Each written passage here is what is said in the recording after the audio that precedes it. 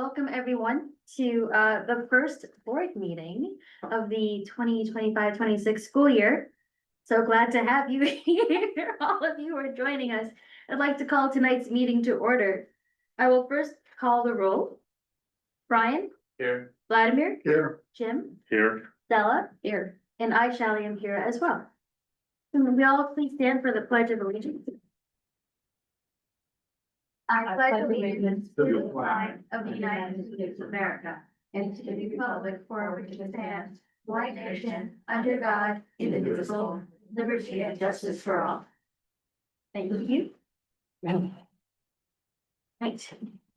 Would any board members like to provide comment on tonight's agenda? No? Okay, then may I please have a motion to approve the agenda as presented? So moved. Thank you, Vladimir. May I have a second? I'll second. Thank you, Stella. Motion to approve tonight's agenda as presented was made by Vladimir and seconded by Stella. All in favor, say aye. Aye. Any opposed? Any abstentions? Thank you. Motion passes unanimous. Closed session report. No action was taken in closed session tonight. Superintendent's update. All right, well, welcome back to our first board meeting of the new school year. Pretty amazing to think it's just days away from the 25-26 school year. A few items for you. Last week, we welcomed our new teachers and new resident teachers. Thank you to those of you who were able to come to our welcome to the school year lunch. We have a great crew of new folks joining our team, which is really terrific. Of course, we are putting the final touches for everything for school to begin on August 13th. I really want to thank our district office staff who's been working all summer long, our maintenance and operations staff who's been working all summer long to make sure that our schools are ready to go. Our secretaries are back. Thank you, secretaries and principals as well, to make sure that we are up and running for August 13th, which is very exciting. We are fully staffed. I feel like knocking on wood, fully staffed for all of our classroom positions. We're doing some final prep for future leave coverages, maternity leaves, etc. And we're still working on a halftime music, elementary music position. So we've been doing lots of interviews and offers and working on a plan B right now to see what that might look like in the fall. I wanted to share, if you looked at your emails today, this morning I sent out a welcome back email to the entire family population in LASD, really highlighting the new partnership, the collaborative partnership between, and here's the slogan, LASD plus LAEF plus PTA plus you. I love it. And so it's really, I'm so proud. All last year, we worked really hard as PTA presidents and LAF leadership and district leadership to kind of move forward with a more collaborative approach around fundraising, with the goal being that all the organizations are able to fundraise more. That's our goal. So we've launched a new website that is called LASD Education Partners. That's the collaborative group. So this year we're asking families to do their back to school packets and back to school donations for both LAF and PTA through this LASD Education Partners website. And it really hopefully will allow us to get more great donations and have our PTAs get more volunteers that they need for their school site. So I'm really excited about that campaign this year. Speaking of websites, we will be launching our new district and school websites on right now. The plan is on Wednesday. They are certainly not perfect yet and will continue to need some updates, but they are all looking so good and so much better compared to what we had. And a huge shout out to our webmaster, Sandra Bush, who's been working like crazy to get all 10 sites up and running. We're really moving to a model where the elementary and junior high school sites look pretty systematic school to school. They're not going to be radically different. Our principals are going to be, along with Sandra Bush, the primary webmasters for their site. So we're not having this be a PTA volunteer position or a paid position. We're really trying to keep them tight. So they're clean, efficient, clear, all of that. So be on the lookout for Wednesday. I'll send you all a text after they launch so you can look around. And if you are in town on next Monday, we will be hosting our kind of back to school kickoff. 8:30 at Egan. The program will start at 8:30 over at Egan in the multi, but it's a great way to kick off the year with our teachers, secretaries, and the staff that's back on campus that day. So they love to see the board members. So if you're around, please join us. 8 in the morning. 8 in the morning. Yep, In the Egan multi. in the Egan multi. Monday. Monday. Yep. On Monday. That's it for me today. Any questions for Sandra? I just have Yeah. one quick clarification. I really love the new way that we're making it simpler for families to Yes. donate money to Yeah. the schools. Just want to clarify, there's no other way to donate money. Like you can't just kind of hand something to the school secretary. Like if you want to donate money to the school or to the LASD Act and for your PTA, you have to go through this portal. I think people typically drop checks off. I mean, not many people pay by checks or cash nowadays, but I think that still is a function. But we're really trying to direct people through this portal, Okay. certainly. Really But want I the mean, portal we'll to be a take success. anybody's cash.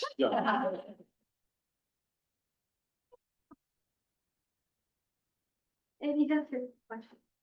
Okay, we're gonna move on to the consent calendar. Would anyone like to discuss anything on the consent calendar tonight? Vlad? Two items, just want some quick questions. The Walden West agreement. Yep. Do parents pay anything for that? Yes, there's a donation requested for Walden West and Yosemite both.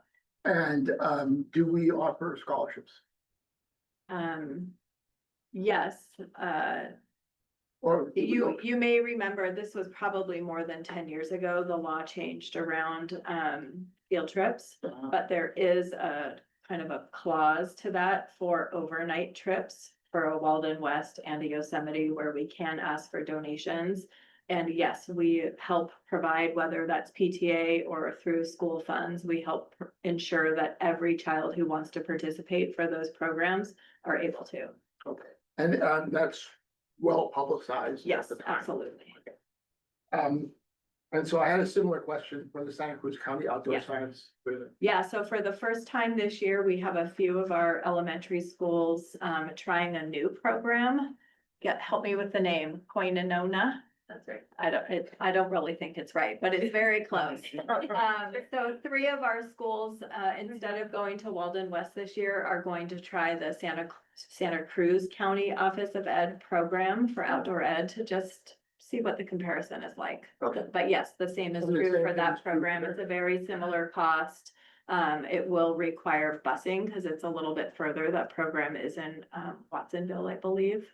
So instead of parent drivers going over Highway 17, Yeah. which doesn't sound like a great idea to me, that will involve some busing. Okay. That's all I have. Thank you. Any other questions or comments on the consent calendar? In that case, may I have a motion to approve the consent calendar as presented? So moved. Thank you, Vladimir. May I have a second? I'll second. Thank you, Stella. Motion to approve tonight's consent calendar as presented was made by Vladimir and seconded by Stella. All in favor, please say aye. Any opposed? Any abstentions? Thank you. Motion passes unanimous. Employee requests to address the board. We don't have anyone from the Saltus Teachers Association. And from the California School Employees Association. Just coming up to say hello. I am president of CSEA this year and Congratulations. excited to keep working with you guys. It's been lovely and just that we're gonna have a great year. We're really looking forward to getting things started. A lot of us have just started trickling in. Secretaries are back. clerks are back, and technology specialists are back. So this year, I actually do want to take a moment from each one of our meetings just to highlight kind of a couple of things that people do that we don't always talk about. And for me, this time is the tech specialist. A lot of them are back and already working. A lot of people don't realize how much work it takes to get that Chromebook to your child in their classroom. And they are doing that amazing work behind unglamorous, but so important, counting them, labeling them, fixing the K key and all the little things that happen, and quietly just supporting teachers, making sure they have the technology they need, and all of those things that we just really expect classrooms to have. Our tech specialists are doing. They're getting the software licenses, so they're communicating with the clerks and the principal and the district office and the software company just to make sure all those things happen. So when your kid shows up on that first day of school, they have a computer in front of them and they're ready to go and get ready for the school year. And I think a lot of us just don't think about how much time that takes to do 300 devices every single year. And it's just really amazing that they come and do this and really just make sure our kids have what they need each year. So that's my person to highlight this year is all of our wonderful tech specialists. And I'm excited for a good school year together. Same. Thank you, Kim, and congratulations on becoming new president. Look forward to hearing more of your updates. How much is the salary? Very tiny stipend. Our eternal gratitude. Actually, it does take an army behind the scenes to for a school district to function. So thank you. So many people know what teachers do, and I've heard some of the names and the people, but they don't always know what that job really does. Right. Thanks. We'll look forward to your updates this year. All right. To provide public comment on an agenda item, speaker cards are to be submitted to the superintendent. Speaker cards will not be accepted once public comment begins. Your name will be announced when it is your turn to speak. Now, this time is reserved for members of the public and employees to address the board on items that are not on the agenda. The board is not permitted to discuss or take action on non-agenda items, except to instruct the superintendent to review the matter further, report back to the board at a subsequent meeting, or place the matter on a future agenda. The board may make a brief comment or ask clarifying questions. Do we have any? Okay. No takers for public comment. Moving on to action and discussion items. State and federal funding update. Mr. Walken. Good evening, boards. It's great to be back, starting a new school year. And not a lot has changed, or a lot has changed since the last time we met in June. With the state budget, the state did adopt their budget, so we've got some changes to talk about there. And then also the federal government. We're not sure what will happen next week or next month or next day, because it does change and flux, but we want to give you the most recent information that we have and what assumptions we're using at adopted budget, and then, going forward. By the time we get to next December, I'm sure more things will change, and we'll have some more information. So we want to remind everyone, this is what our general fund. These are all the different buckets of money. The property tax is the #1 source of revenue for the district. The foundation donates 3%. Other local are rentals, use fees, and things like that from donation. The parcel tax is 12%. The lottery is only a very small percentage, 1%. State funding, 5%, and then the federal government is 1%. So if you look at the total pie of revenue, obviously the federal government is only 1%, but it is still over $1 million. So we want to be mindful of any changes in funding that will have an impact on our operations. And that's at adoption with an $87 million general fund revenue budget. State budget highlights. We've been talking about this, and built in our budget is the COLA. COLA doesn't really apply to us. We don't get a COLA for property tax. We don't get a COLA for many of the things that we are funded from, but it does apply to very small funding, which is special education, the mandated block grant, and child nutrition, which is the state reimbursement. Those are all receiving COLA. ELOP will get a slight increase as well. Our one-time, this was talked about at the January proposal, a lot of back and forth between the legislatures. The good news is we're going to receive about $315 per ADA. That's right around $1 million. That's a discretionary block grant. The final allocation amount will be updated first interim. We have a little calculator, so we know it's about $1 million right now. That's a discretionary block grant, and the district will be coming together to talk about what we're going to use it for. But there's going to be some new math curriculum that we're going to be possibly purchasing. And so those are the good source of one-time money. So I always have to emphasize it's one time. So we want to use it for one-time expenses, not for staff. So that's really good news. And I probably should have changed it, possible restoration, it was restored. The learning recovery block grant, remember 2 years ago, the state clawed that money back. And then it got put back into the budget, and for us, it's not a huge amount of dollars, it's about $55,000 roughly, and we'll be having that money. We don't know when we'll receive the money, so we'll be very mindful of not spending it before we actually receive it. The cash deferral that the state talked about, it's really an accounting trick of not giving the states their money in June, and they just put it into the next fiscal year, into July. We did receive our June payments this July, so July we got 2 payments from the state. It's not a huge amount, about maybe $300,000 in the overall budget. There's no additional funds for DK, unfortunately. Requirements for 10-to-1 for adult to student ratio is starting this year. And then the TK mandated claim, some basic aid school district, Sunnyvale was the local one, and then Hope down in Southern California tried to file a claim for the state that you are imposing this mandate for TK, but there's no additional funding for basic aid school districts, and that claim was denied. But the good thing is we work very close with school services, SF squared, to try to keep advocating for basic aid school districts, because we do benefit being in basic aid status, but there's certain things like this is really an underfunded mandate, and we've received actually no funds. So we're going to keep our eyes out on TK. And we've shared this a little bit with you. We're really, I can't wait for the TK kids to come next week. They're going to be very excited. But the funding and the cost of the DK program, it really impacts our budget. Federal funds, this has been in flux. I remember when we were presenting this in June, we didn't know if we are gonna receive things, and the federal government talked about impounding the funds and not releasing them, then they released them. And it's for prior year, current year. I wanted to highlight the different funds that we received from the federal government and what they're for. The biggest chunk of dollars is for special education entitlement. And then the discretionary grant. So just those 2 things is over 900,000. Those are restricted funds for special education only.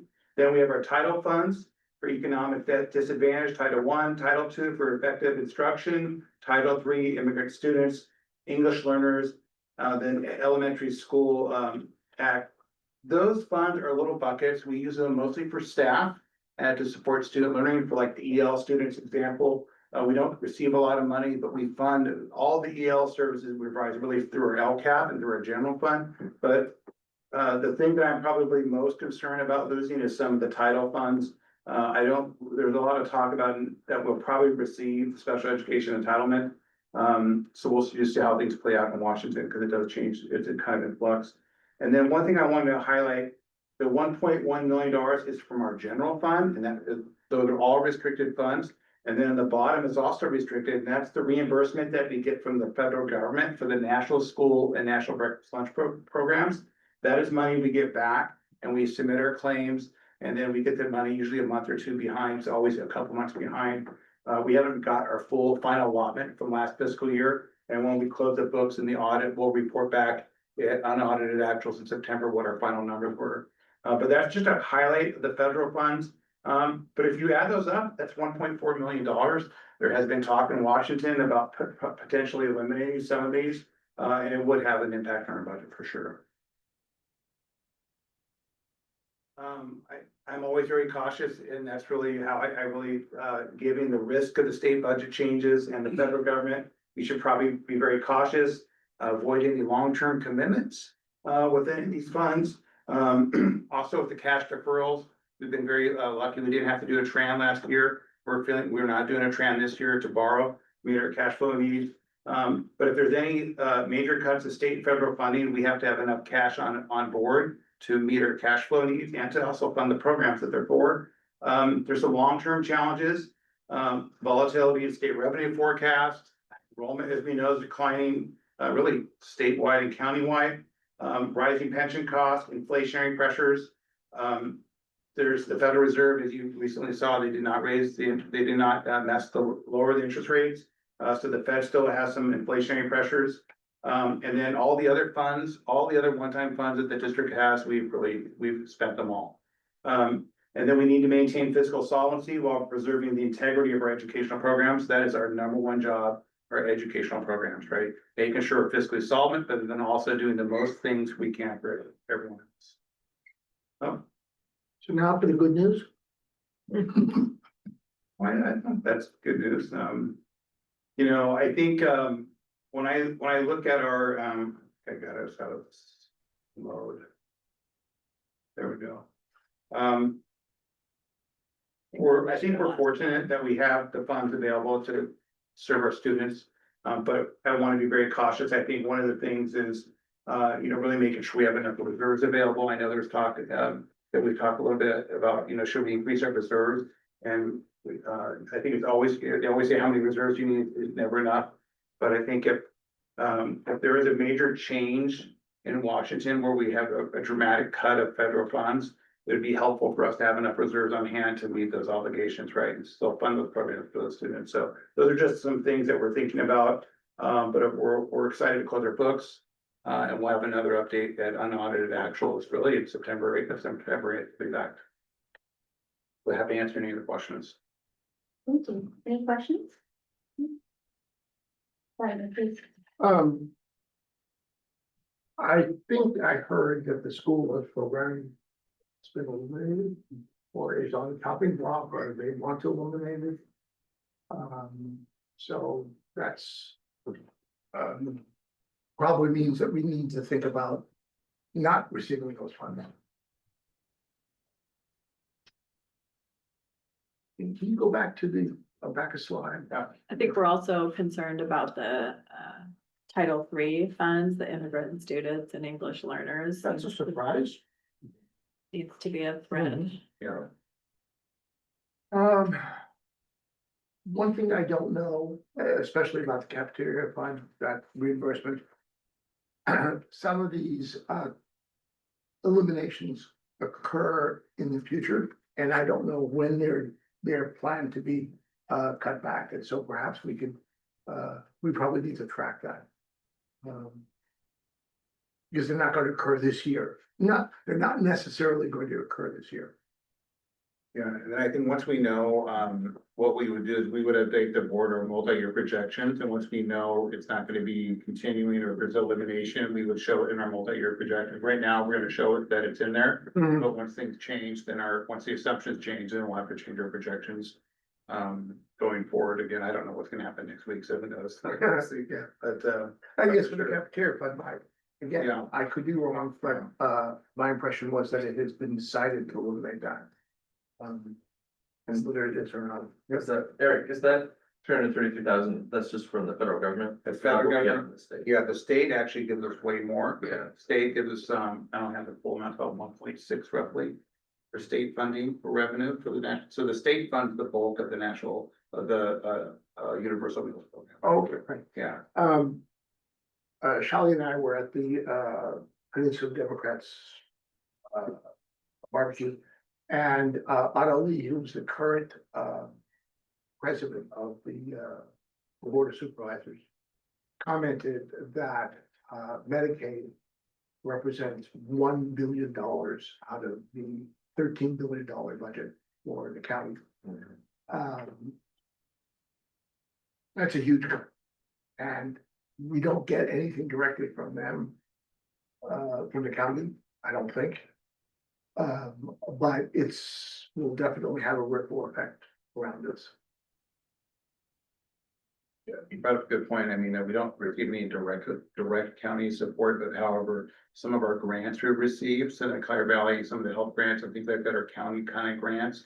If the county is struggling financially, some of the grant dollars might go away eventually. Yeah, too. there's gonna be a ripple, Yeah. and whether or not it affects us directly or not, I don't know. I think the bulk of the funding that the county is supposed to lose, the federal, does it impact the public hospital system? Which to your point, does impact us. My question was just gonna be about the cafeteria reimbursed. Do we get reimbursed 100%?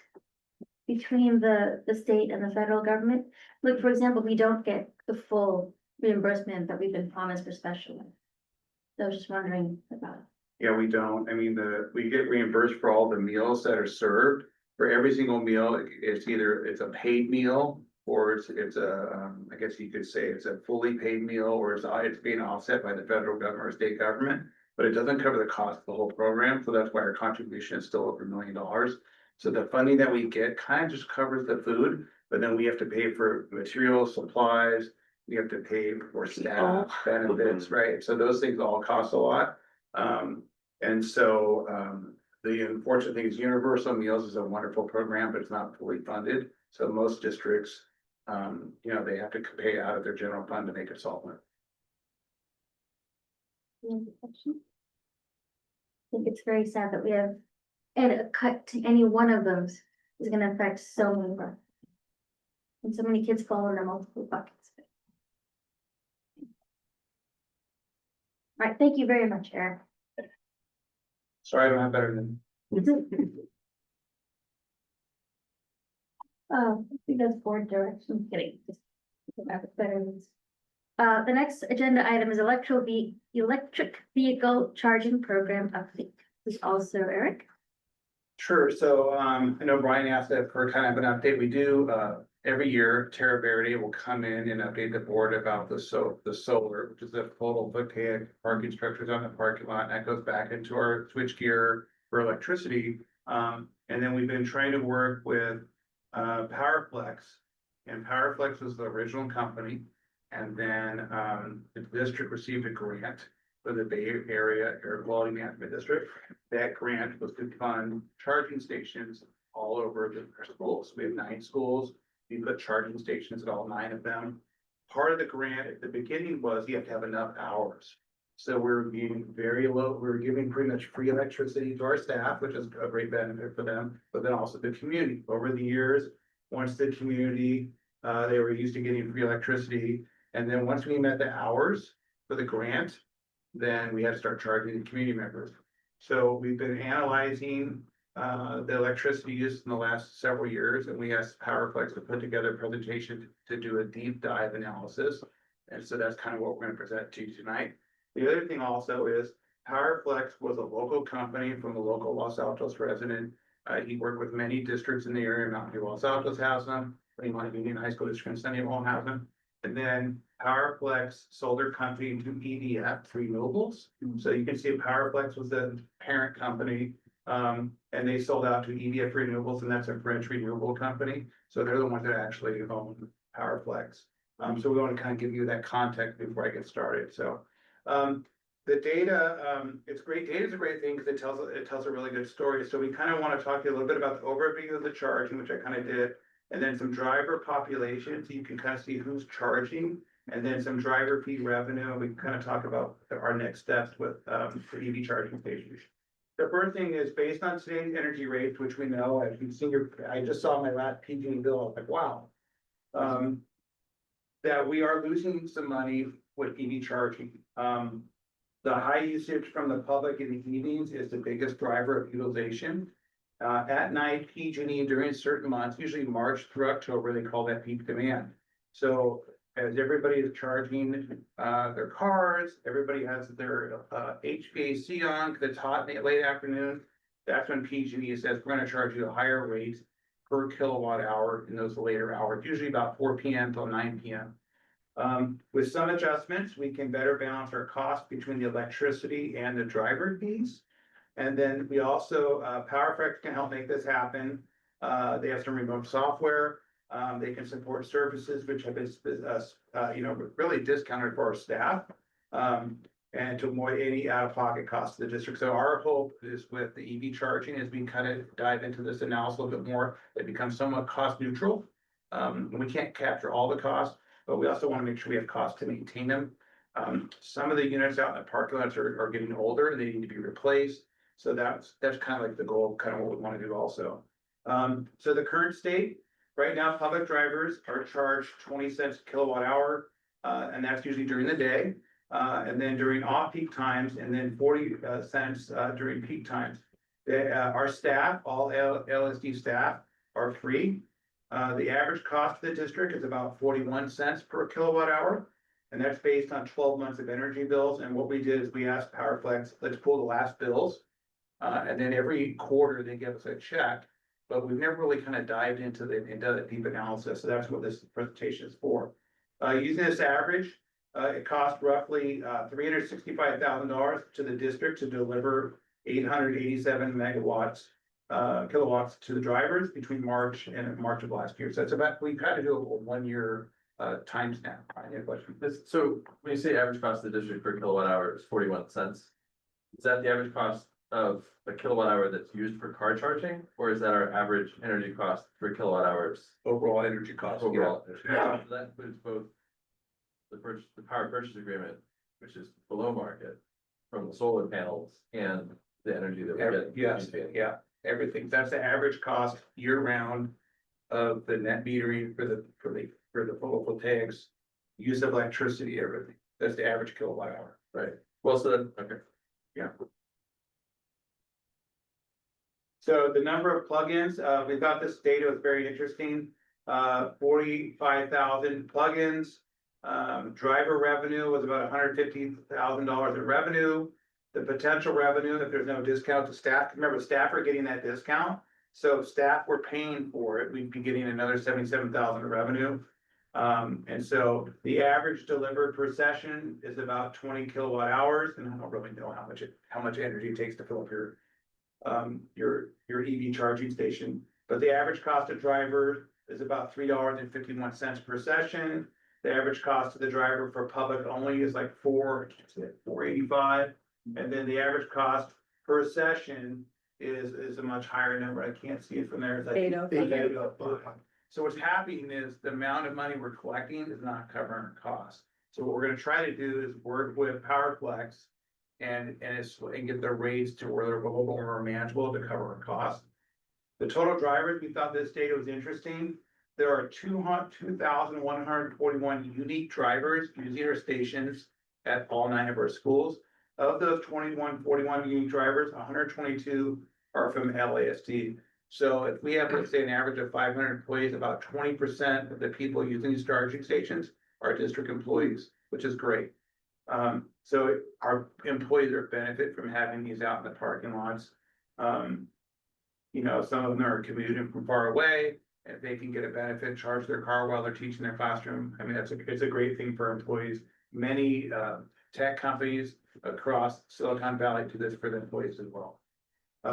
Our usage is smaller, like, because we don't have as many people using it as you can say, but you know, they're on site, they're there, they plug in, and then they leave when they go home. So it's pretty normal.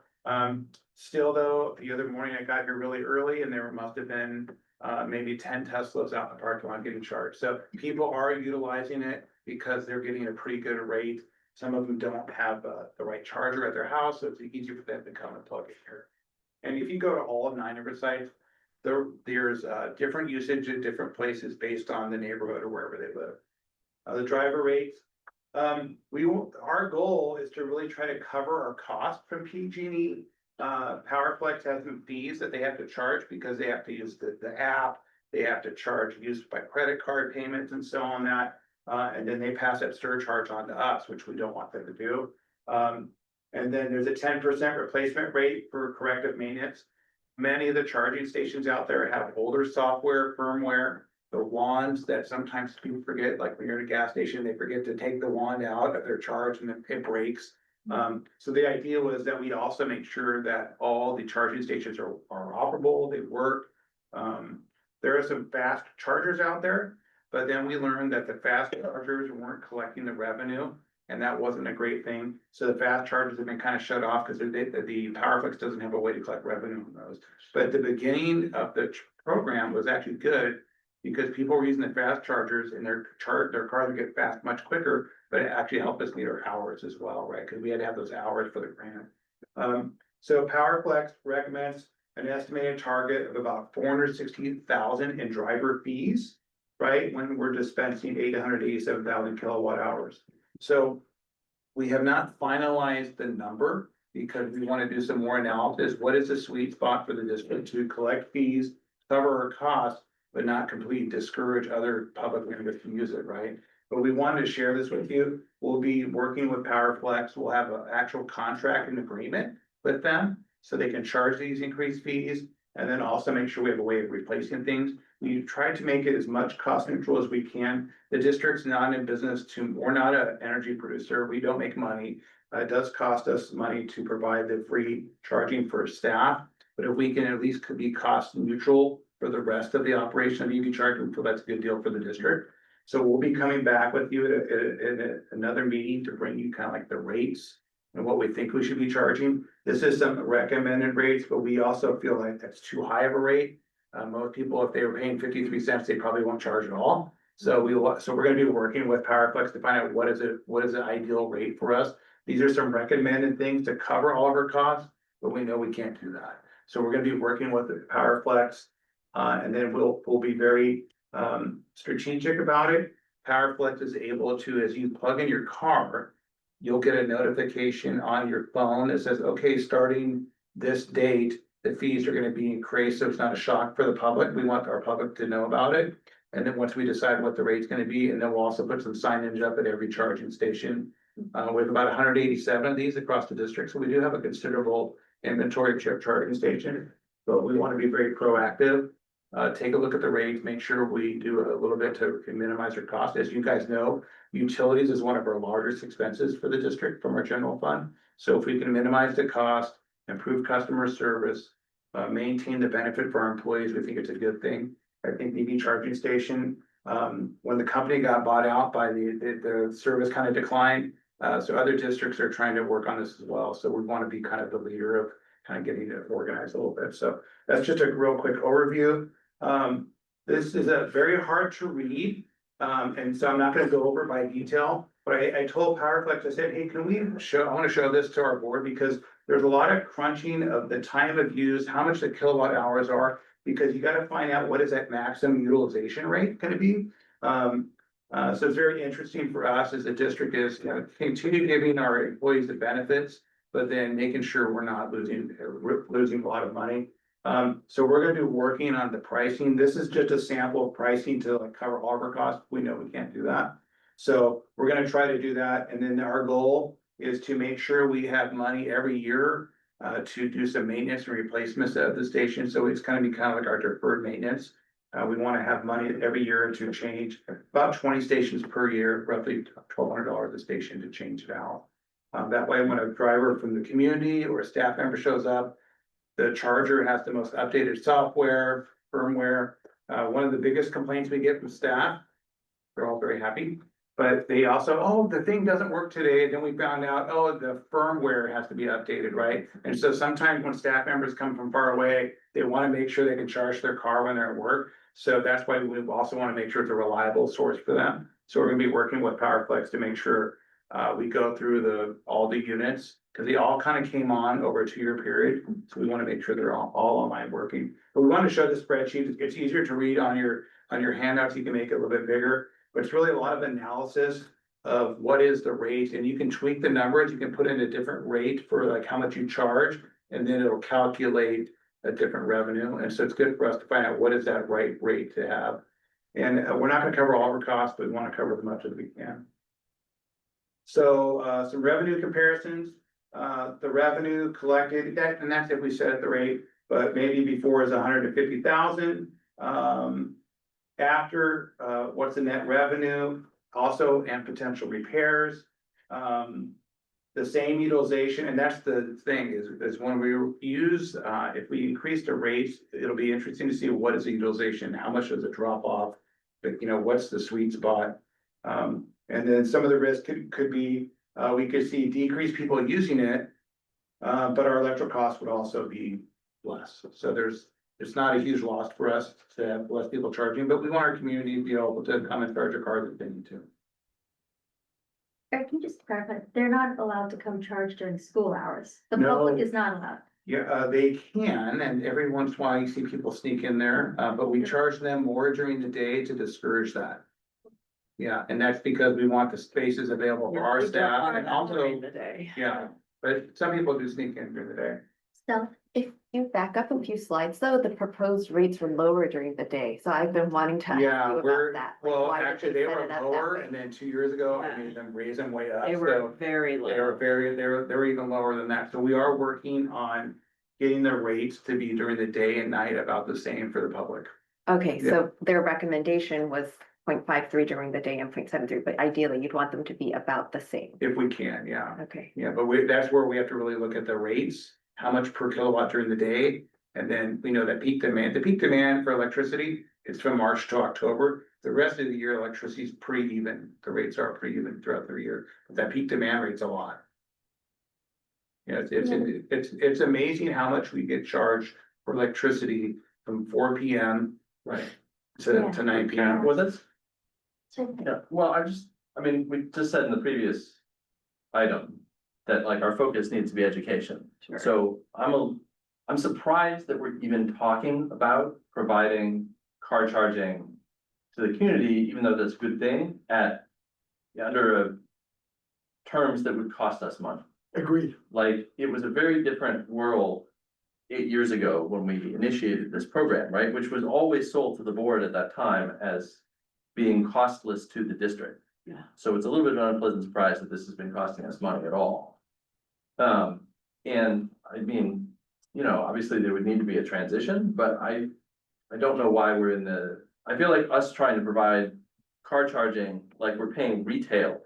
And then trying to make money reselling stuff at retail where there are car chargers popping up all over the place because they're paying wholesale for electricity and reselling it. So I'm sort of skeptical. And plus, I was actually surprised that our staff benefit is only $77,000. I mean, for 122 staff members, that's like less than $1,000 per person. Yeah. So it doesn't make sense for us to be spending money to deliver an annual benefit of $1,000 per staff member. It would be far cheaper just to give them the $1,000 to charge their cars. I mean, that's my sense. I don't know what other people feel like. Eric, were you done with your presentation? Yeah. Yeah, I also wanted to add on to what Brian said. I mean, I guess I was confused that like, you know, there's concern about a decrease in utilization because at worst, if none of these public members come and charge their cars, we wouldn't earn the 25K toward repairs, but it also wouldn't be costing us $365,000, right? So that seems like a win. So I don't really think that the 25K in repairs is necessarily worth striving for, right? If like we have an easier solution of like, let's just not have it cost us money. James, did you have? Well, I mean, I don't think it should cost us money, but obviously, I don't think any of us think it should cost us money, but Eric, you said something about they weren't able to manage the fast chargers at the sites. And I would want to know why they can't do that. I mean, I think fast chargers are more likely to make us money than, I mean, the rates that they're charging for these slow chargers. I mean, you can go anywhere else in town and pay less, so I'm not really quite sure. And then they want to raise it to 53 cents or whatever, like, yes, nobody's gonna use it, but that's okay, because we're not gonna lose money anymore. I don't know,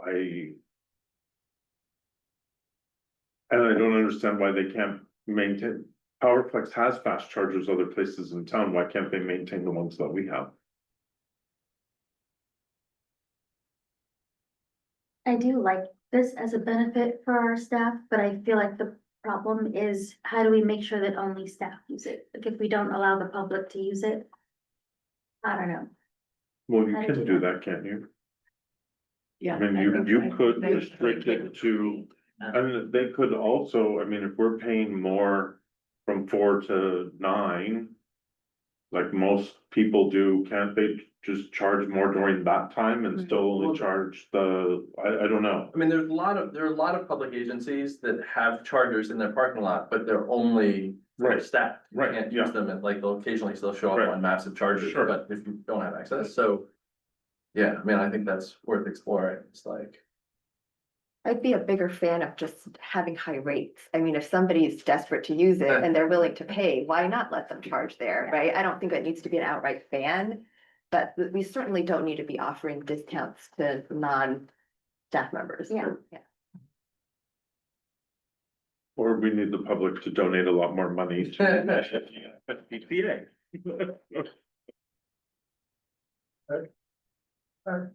Continue beating this dead horse. I don't think we should subsidize the public at all. Do you happen to know what home users pay per kilowatt hour? I have no idea. Well, it depends, I mean, it depends what rate they're on. Like, Right. there's still people who are grandfathered into the original very favorable solar rates if they installed long enough ago and never changed. And then there's, I mean, there's a lot of factors, but I'd be surprised if it's that high.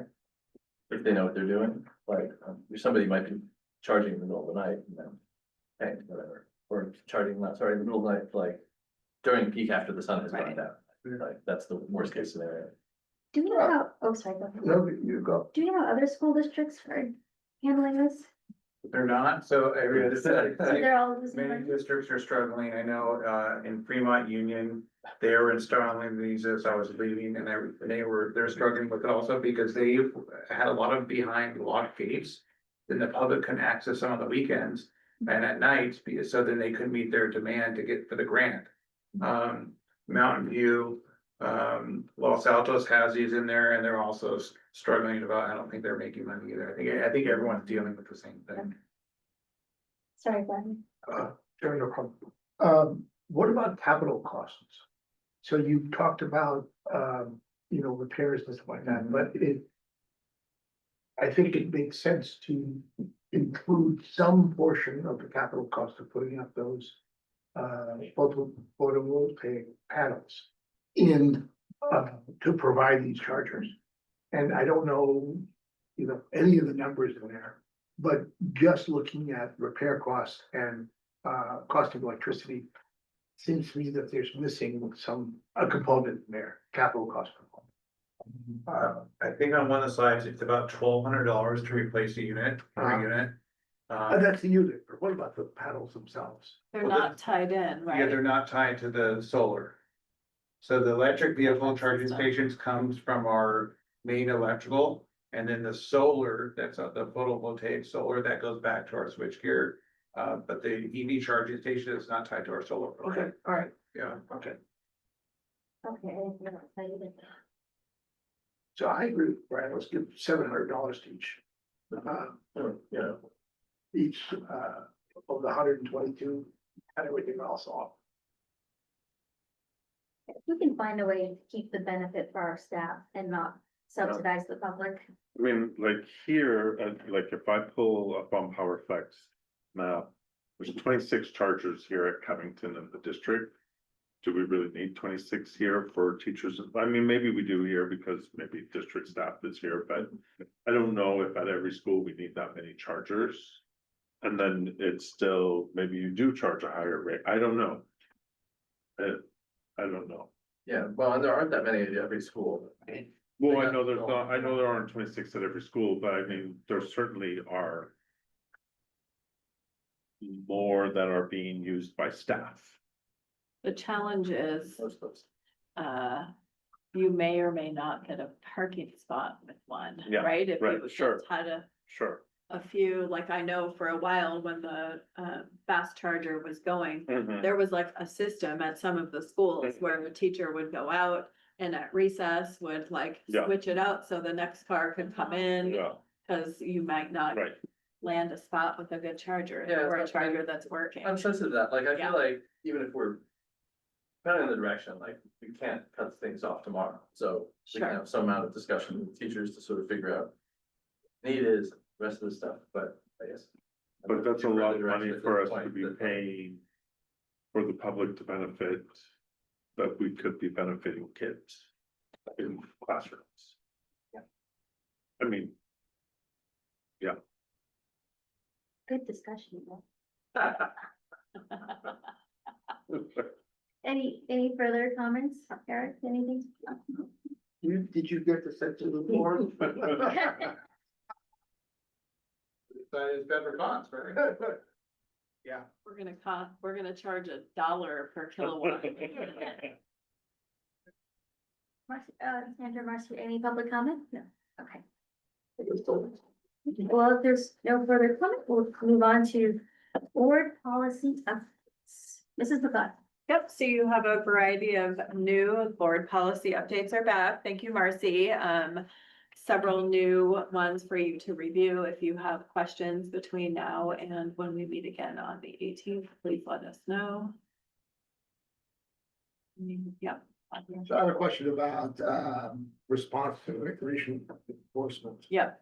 When will the training be complete for all, So we Staff. trained staff last year. We trained principals and secretaries last year.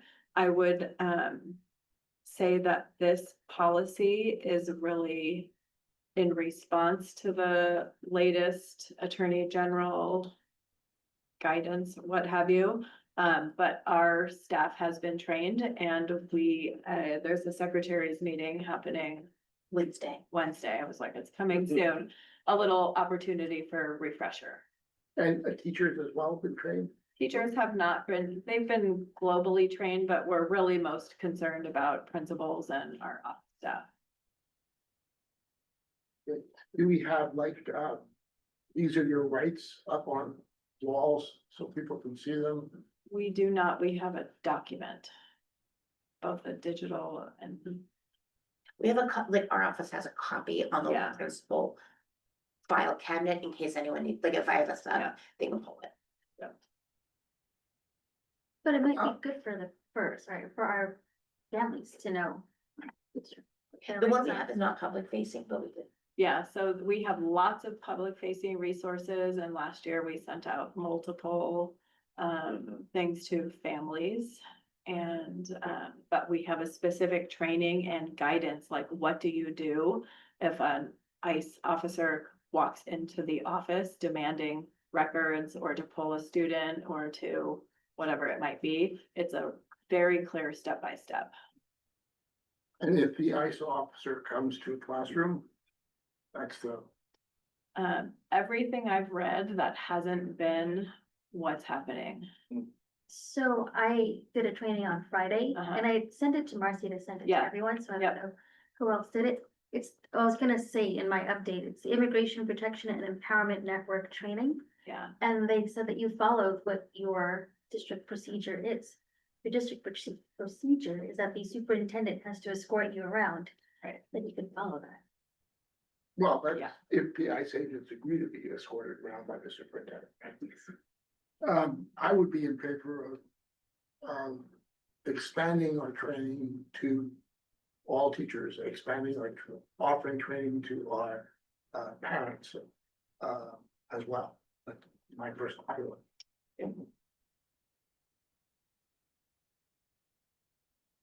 Not a bad idea to have like an hour or so for parents or families. To kind of physically give them the resources and tell them, like, these are your rights. the county was sponsoring multiple of those. I believe Yeah. our families were informed.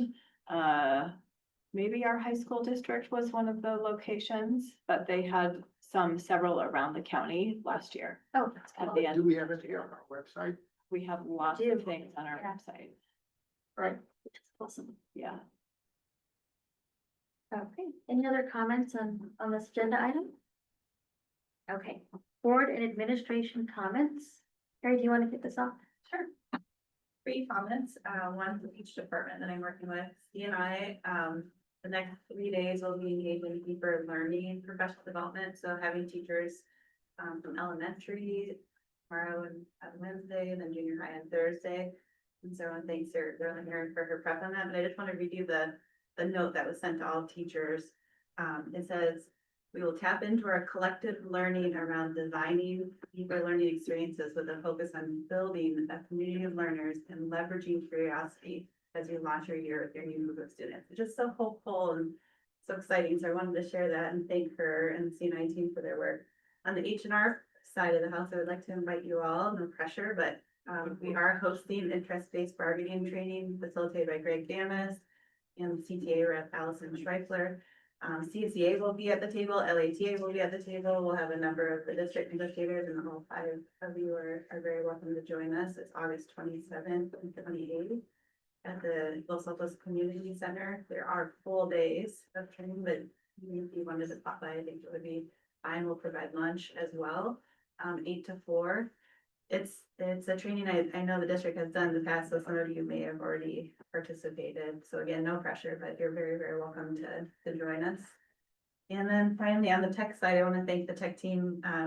Kimberly was talking about tech specialists. Our tech department helped onboard a new server this year and a new firewall, which was not without its issues. So I want to thank them for all their hard work this summer to get us up and running. Want to acknowledge the business staff. They've been, as many people are on vacation, the business staff was busy closing the books and the financials as we're end of June and July is always tough because you're finishing up one fiscal year and you're starting up a new one. So I want to acknowledge all the hard work from the team. And it was also mentioned earlier by Sandra, but I want to acknowledge Kim, really being very supportive, being a partner with us, with CSC and all the maintenance and operations team, all the staff that are working really year round. And we really appreciate getting our schools ready to go. We had a meeting with them today to really thank them for all their hard work and say, hey, we're like 8 days away, here we go. So really excited. I'll be updating the board at the next meeting and all the summer maintenance projects and how these go. That's one of my favorite things to show up, kind of before and after pictures. I want to thank Barry Smith. He's a guest here. He just come by and say hi. Barry's been helping us with some of our teachers, helping them find some ADUs and people, and it's been super great for some of our teachers. So Barry just wanted to come watch the meeting today, which I thought was great. Thanks to Barry. He's been some of our teachers. He's actually, he has got an ADU and he gets them in there, and they one teacher is like a success story. They reduced their rent by like $1,800 a month, which is that's a lot of money for the teacher. So thank you to Barry. And then I want to share, I love show and tell. So we have these trees at our schools, and they're called coulter pines, and they're beautiful trees, but they're really supposed to be up in the Sierra Mountains. And the coulter pines have these big pine cones, and they're very heavy. These trees are great for the Sierra Mountains, but not so great around schools. So we had a couple of them removed, and I was over at Egan, we had one at Block, and I talked to the neighbors, and once you tell the neighbors that, hey, we're a school, these are trees that really shouldn't be at schools, they were super like understanding. We love our trees, but we're very selective on going around making sure there's a lot of tree safety around our kids. But I kind of want you to kind of see what this thing weighs about like a bowling ball. And it's got sharp edges on it, so be careful, but it is show and tell. But if one of these came down, they hit one of our students, it would be pretty, not a good thing. So we're very careful with our trees, and we have an arborist that does the risk assessment. And so we're very selective. Thought you guys would like a little show and tell today. I've never seen a pine that big. Yeah, it's very sharp. So Very sharp. Be very careful. I'm gonna pass it around. It's very heavy also. So you can imagine if this was coming down from 30 feet high, there was 2 at Egan, and then there's 1 at Block that we're having removed. And they're beautiful trees, but they're just not should be on a school campus. So just be very careful as you're holding it. Watch the bottom. It's sharp, but you can see how heavy it is. I've only done show and tell at a board meeting twice, so this is something really terrible. And I've never brought a pine cone. So That seriously looks like an alien. it looks kind of like a pineapple, doesn't it? It Like, does. yeah. It looks like it's a bug with the antenna hanging. But so, I'm ready to go. Almost three over.